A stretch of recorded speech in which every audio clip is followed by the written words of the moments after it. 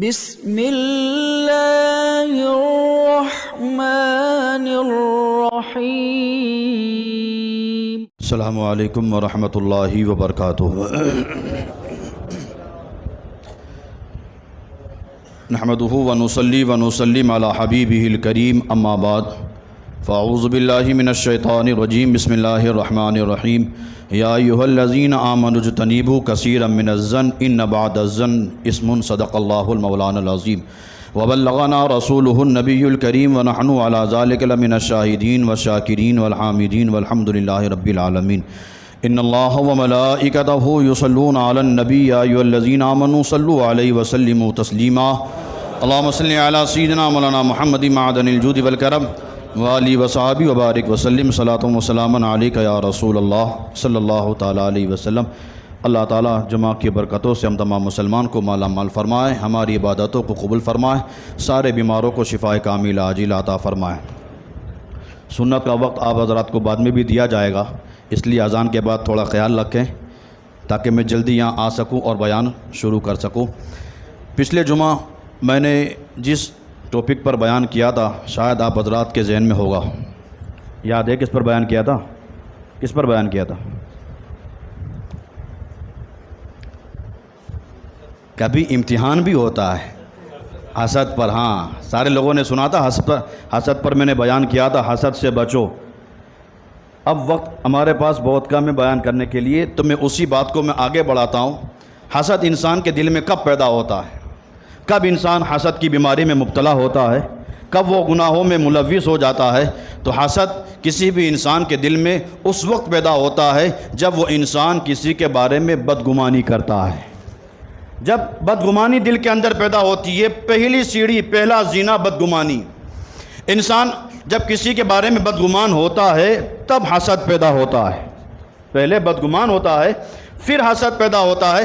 اب اللہ قرآن میں ارشاد فرماتا ہے یا ایھا الذین آمنوا اجتنبوا کثیرا من الظن، اے ایمان والو بہت گمان سے بچو، ایمان والو بہت گمان سے بچو، ان بعض الظن اسم، رب فرماتا بہت گمان گناہ ہیں، بہت گمان گناہ ہے۔ اس لیے مسلمانوں کو اللہ نے پہلے ہی حکم دے دیا ایمان والے ہو، میرے حبیب کا کلمہ پڑھا ہے تو پھر اب بدگمانی سے بچ جاؤ۔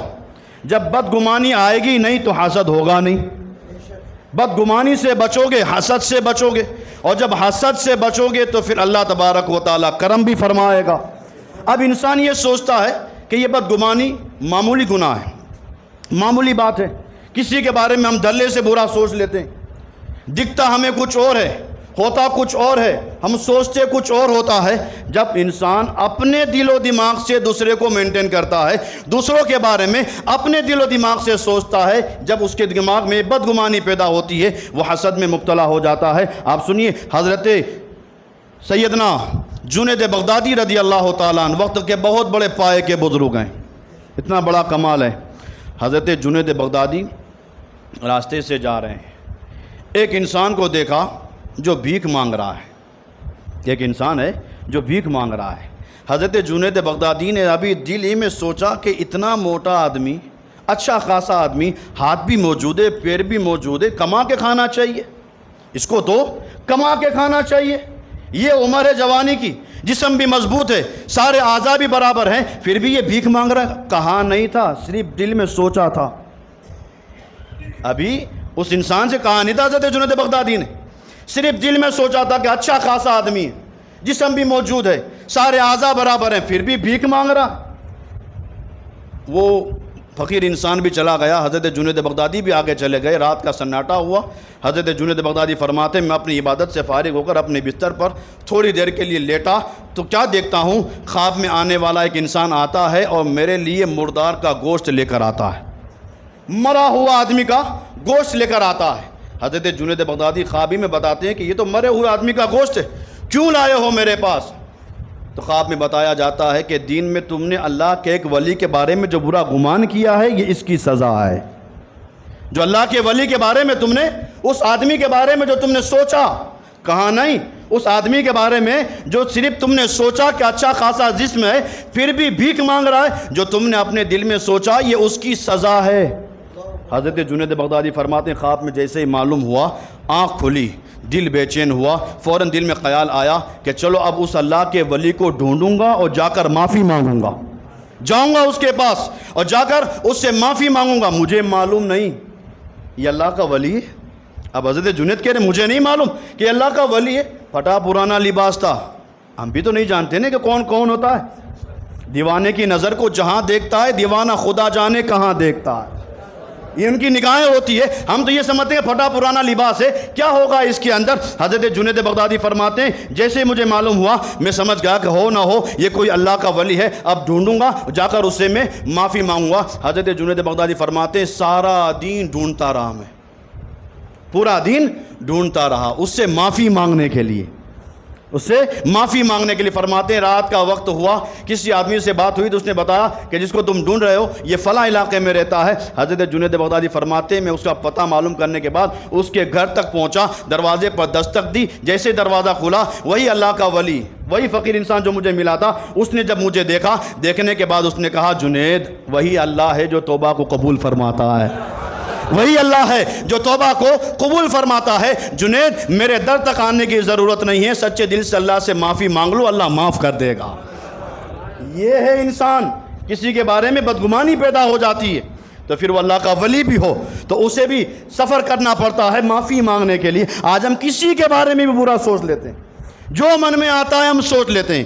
حضرت شیخ سعدی شیرازی رضی اللہ تعالیٰ عنہ اپنے والد کے ساتھ ہیں، اور جب باپ کمال والا ہوتا ہے تو بیٹا بھی کمال والا ہوتا ہے۔ اگر آج ہمیں یہ تڑپ ہے کہ ہماری اولاد بھی کمال والی ہو، پہلے اپنے اندر تو کمال پیدا کرو، جب خود کے اندر کمال پیدا ہوگا تو اولاد بھی کمال والی پیدا ہوگی۔ لیکن اگر خود کھڑے کھڑے موت رہے ہوں باہر کھڑے ہو کر اور کہیں کہ میرا بیٹا اللہ کا ولی پیدا ہو، ایسا نہیں ہو سکتا ہے۔ حضرت شیخ سعدی شیرازی رضی اللہ تعالیٰ عنہ فرماتے ہیں میرے والد رات میں اللہ کی عبادت کرتے تھے، میرے بچپن کا عالم تھا، لیکن بچپن میں بھی میرے والد کا حکم تھا بیٹا بچپنا ضرور ہے، رات کو میرے ساتھ نفل نماز پڑھنی ہے، بچپنا ضرور ہے لیکن میرے ساتھ نفل نمازیں تمہیں پڑھنی ہے۔ ابھی مکلف نہیں ہے، شریعت نے مکلف نہیں کیا بچے کو، لیکن باپ ہیں ابھی سے تربیت کرتے ہیں تو آگے چل کے بچہ ایک وقت کی نماز کو قضا نہیں کرے گا۔ شیخ سعدی شیرازی رضی اللہ تعالیٰ عنہ بچپن کا زمانہ ہے، فرماتے والد کا حکم تھا، رات میں میرے والد بھی عبادت کرتے نفل پڑھتے، میں بھی اپنے والد کے ساتھ کھڑے ہو کر نفل نمازیں پڑھتا۔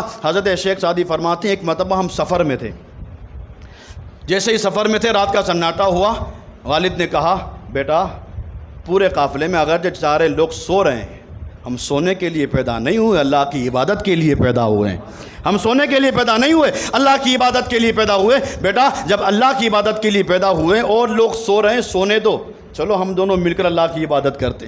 جو گھر کا دستور تھا وہ باہر سفر میں بھی موجود ہے، جو گھر میں موجود تھا وہ باہر سفر میں بھی موجود ہے۔ حضرت شیخ سعدی شیرازی رضی اللہ تعالیٰ عنہ فرماتے ہیں نیند سے بیدار کیا ابا نے اور ہم دونوں عبادت کرنے لگے۔ شیخ سعدی فرماتے ہیں بچپن کا عالم تھا، عبادت سے فارغ ہو کر میں نے اپنے والد سے کہا ابا یہ کیسے لوگ ہیں جو آرام سے سو رہے ہیں؟ سنیے گا زور سے، شیخ سعدی فرماتے ہیں میں نے اپنے والد سے کہا ابا یہ کیسے لوگ ہیں جو آرام سے سو رہے ہیں اور ہم اللہ کی عبادت کر رہے ہیں، ہم تو عبادت کر رہے ہیں، یہ لوگ آرام سے سو رہے ہیں۔ ابھی جیسے اتنا گمان دماغ میں آیا میں نے یہ الفاظ ادا کیے، والد نے کہا بیٹا تو بھی عبادت نہ کرتا ان کی طرح سوتے رہتا، تو عبادت نہ کرتا ان کی طرح سوتے رہتا۔ تو شیخ سعدی فرماتے میں نے اپنے والد سے کہا ابا آخر کیا وجہ، میں نے تو عبادت کی ہے پھر بھی آپ مجھے کہتے ہیں تو عبادت نہ کرتا ان کی طرح سوتے رہتا۔ تو والد نے کہا بیٹا تم نے عبادت بھی کی اور ان سونے والوں کے بارے میں برا گمان بھی کیا، یہ سونے والے جتنے ہیں ان کے بارے میں برا گمان بھی کیا۔ بیٹا تو عبادت نہ کرتا، سویا رہتا کم سے کم بدگمانی سے تو بچ جاتا، سویا رہتا عبادت نہ کرتا لیکن بدگمانی سے بچ جاتا۔ یہ جو تو نے بدگمانی کی ہے، تیرے اندر جو یہ بدگمانی پیدا ہوئی ہے، شریعت میں اسے جائز نہیں سمجھا گیا ہے، سرکار اس سے ناراض ہو جاتے ہیں۔ سرکار صلی اللہ تعالیٰ علیہ وسلم نے ارشاد فرمایا تھا میرے صحابہ مجھے اپنی امت کے بارے میں خوف محسوس ہو رہا ہے، مجھے اپنی امت کے بارے میں خوف محسوس ہو رہا ہے کہ ایک وقت آئے گا میری امت مال کی بنیاد پر حسد میں مبتلا ہو جائے گی، اور جب حسد میں مبتلا ہو جائے گی تو آپس میں خون بہے گا، لڑائیاں ہو جائے گی۔ آج وہ دور آ چکا ہے، سگا بیٹا اپنے باپ کو حسد کی بنیاد پر مار دیتا ہے۔